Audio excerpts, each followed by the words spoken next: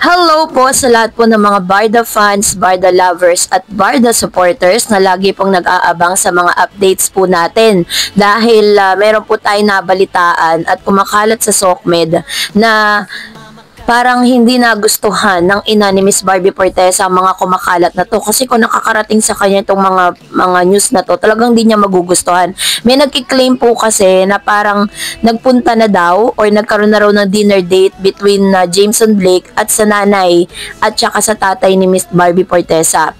So yan po ay iimbestigahan natin maya-maya lang. But before that, if you haven't subscribed yet to my YouTube channel, please don't forget to like, share, and subscribe at hit mo na rin ang notification bell for more showbiz updates. Bago tayo of course magpatuloy sa ating updates for today's video, nais kong pasalamatan kayo for always watching and trusting this channel. Thank you so much sa inyong laging panonood at palagi ang pagsubaybay sa mga updates po natin. Maraming salamat po.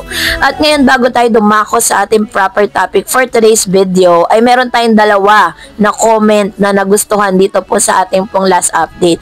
Unahin natin yung unang komento or tawag na comment of the day. Sabi ni Miss Julie Banasihan, iba po talaga si David sa lahat ng mga celebrity actor, pero mabait naman siya sa mga fans at kahit kailan di siya nagka-issue sa mga girls maliban sa mga bashers na sinasabi nila na may girlfriend si David na non-showbiz. Kay Barbie lang talaga palagay ang loob niya. Iba talaga ang Barbie ang kasama niya. Thank you, Miss Tarets, Barda forever. Ayan, tama po kayo, Ma'am si Julie. And sabi ni Ma'am si Estrelita Godoy, sabi niya, it's much appreciated na he does well for the sake of Barda. And as much as we know, some of the fans are jealous. That's why he's so careful. I believe David is a kind of a guy who is nonchalant, mahiyain. Need to ask before you can hear his voice. Yes, unlike his other half. Barbie palabate, friendly, kaya can get along. But beware, she knows if you're playing around. Barda, hashtag Barda matatag, hashtag Barda panatag, at hashtag Barda still existing. Ayan. So, salamat Ma'am Estrelita Godoy. Totoo po yan. Yung character po ni David at ni Miss Barbie Fortesa ay totally, magkaiba talaga. No? Kung si Mr. David Licauco, kapag hindi mo siya kinausap, hindi yan magsasalita, hindi yan kikibo. Ganon po siya kasi mahihain nga siya. Hindi siya yung parang tipo na magsisimula ng conversation. Hindi po siya ganon. Unlike Miss Barbie Fortesa, kahit ngayon niya palang nakasama yan, once na kinausap mo si Barbie, ay nako, dire-diretso na yan. Talagang sobrang sobrang palabati siya, very friendly, very magaan yung aura, 'di ba? Yun yung sinasabi ng mga naka-encounter kay Miss Barbie Fortesa. Iisa lang lagi yung sinasabi nila, that Barbie is very kind person, napaka po niya, hindi siya snob na artista, 'di ba? Talagang lahat lahat kinakausap niya, lahat talagang binibigyan niya ng atensyon.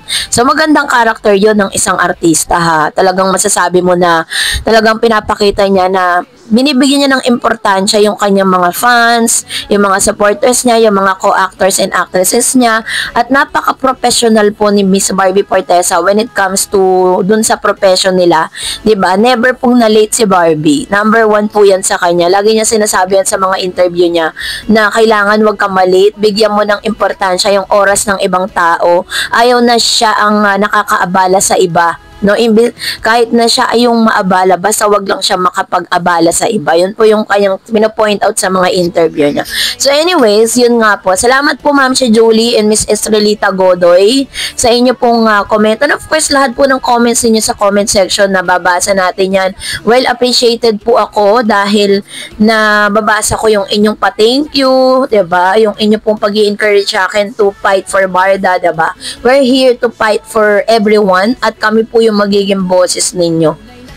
Ayan, salamat po sa inyo pong mga comments. Ayan, pumunta na tayo doon sa ating topic. Meron po kasing mga kumakalat na news sa SOCMED na nagkaroon daw ng dinner date between Jameson Blake, mami ni Miss Barbie Fortesa, ni si Miss Ami Fortesa, and sa kanyang daddy Fortesa, no? So, 4 daw po sila doon, nag-date daw sila.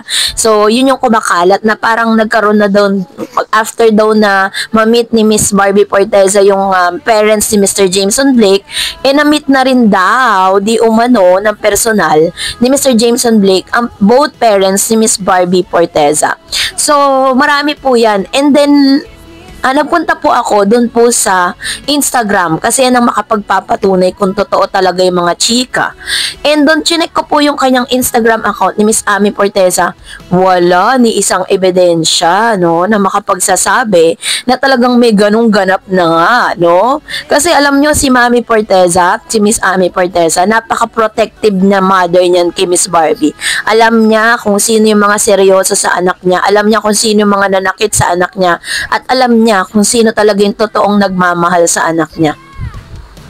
So, yun po, chinek ko po yung kanyang Instagram, chinek ko po yung kanyang social media accounts. Wala po akong makita ni isa mang bakas na nandun nga, no, na nagkita na sila ni Jameson, nagkaroon na sila ng parang bonding, ganyan, nagkaroon na ng date. Yun kasi yung kumakalat at pinapakalat. Or pwede rin na isa yan sa mga strategiya para lalo pong pag-usapan si Jameson at saka yung kanilang movie sa Netflix, no? So, kaso talagang wala wala talaga akong makita. Paano yan? So, ibig sabihin, di po pala totoo yun, no? Na may ganun ang ganap na parang nagkaroon na ng meet and greet between Jameson and Mami Forteza. So, well, in fact, kung mangyayari man yun, hindi naman po ililihim niya ng ina ni Miss Barbie. Si Mami Ami pa, every now and then, talagang active na active yan sa Instagram niya. Una, syempre, sa pagsuporta para sa anak niya, dahil pinapost niya yung mga kaganapan ng anak niya, tapos at the same time, pinapost niya din po yung mga ganap din at mga product endorsement, ganyan. Ginagamit din kasi ni Mami Ami yung kanyang IG para sa personal tsaka sa mga ganap po ng kanyang anak. Kasi syempre number 1 supporter siya ni Barbie. Pero yun nga, nung iniimbestigahan natin, dami kasing nabasa na ganun yung balita. Kaya fina-fact check lang natin na that's not true. Wala pa pong dinner dates or wala pa pong meet the parents ni Miss Barbie Forteza dito kay Jameson Blake. Kung magkakaroon man yan, ihahatid ko po sa inyo yan. Di para ilihim. 'Di ba? Kasi syempre ayaw natin na umasa for the rest of our life. At gusto rin naman nating sumaya si Barbie Forteza for the right guy. Doon sa tamang tao, no? Hindi yung hindi yung for clout lang, hindi yung para sumikat lang, para pag-usapan lang dahil may movie lang, 'di ba? So, let's wait and see na lang po what will happen after this. Yun po yung aantayin natin. Huwag tayo masyadong magmadali. Huwag natin madaliin ang mga sitwasyones. At alam ko pong nag-iisip pa yan si Barbie Forteza. At marami pa. Sabi niya nga po, 'di ba? Kasi lagi ko lang din talagang tinatandaan yung sinasabi ni Barbie na mas ini-enjoy niya ngayon yung solo era niya. May mga bagay kasi siyang hindi nagawa noon na nagagawa niya ngayon. Yun yung ini-enjoy niya. Tapos, syempre ikaw parang ngayon mo palang nai-enjoy yung single moment mo, yung single era mo, tapos papasok ka na agad sa panibagong relasyon. Syempre, kapag meron ka ng bagong karelasyon, malilimitahan na naman yung mga bagay na gusto mong gawin, lalo na't hindi naman kayo nagja-jive sa mga bagay na gusto ninyo. Well, si Jameson naman is likes niya din na tumakbo, 'di ba? Isa rin sa mga bonding moment nila ni Barbie Forteza. And may mga bagay din na gustong gawin si Barbie na gusto niya sarili niya lang. 'Di ba? Ngayon pa lang 'yun Ngayon pa lang 'yun na ini-enjoy ni Barbie. Kaya minsan nagpag-iisip pa rin tayo na totoo ba talaga yung mga chika patungkol sa dalawang yan? No, na parang kala ko ba sabi ni Barbie gusto niya i-enjoy niya muna yung solo era niya. Ngayon, yun po tutuloy yung mga sinasabi ng mga tao sa Reddit, sinasabi ng tao sa mga Twitter, 'di ba? Yun yung usap-usapan. Kaya wala pa pong meeting the parent with Jameson and Forteza's parents. So, yun po yung gusto kong ihatid sa inyo. So, kayo po, anong inyong saloobin patungkol dito? Mag-comment kayo sa comment section. And that's it for today. For more videos and updates, please don't forget to like and subscribe. And please don't forget to follow my Facebook page, Dar Eds TV. God bless everyone.